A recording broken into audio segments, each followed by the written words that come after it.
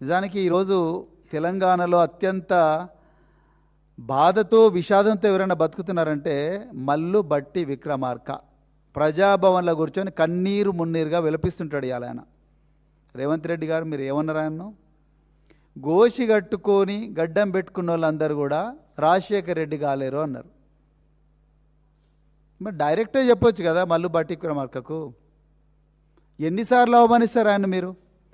యాదాద్రి లక్ష్మీ నరసింహస్వామి గారి సాక్షిగా మీరందరేమో కుర్చీల మీద కూర్చొని ఆయనేమో భూమి మీద కూర్చోబెట్టారు. దాని తర్వాత ఒక మీటింగ్లో మీరు కోమటిరెడ్డి ఇద్దరు వెంకటరెడ్డి ఇద్దరు కలిసి మోచేతులతో ఆయన పొట్టల గుద్దితిరి. అప్పుడు కూడా ఆయన ఏమనలేదు.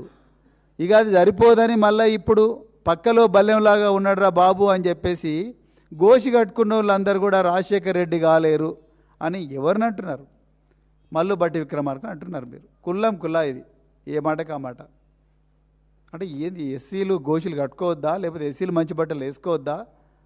ఎస్సీలు ఉప ముఖ్యమంత్రులుగా ఉండొద్దా? మరి మీరే చెప్పాలి.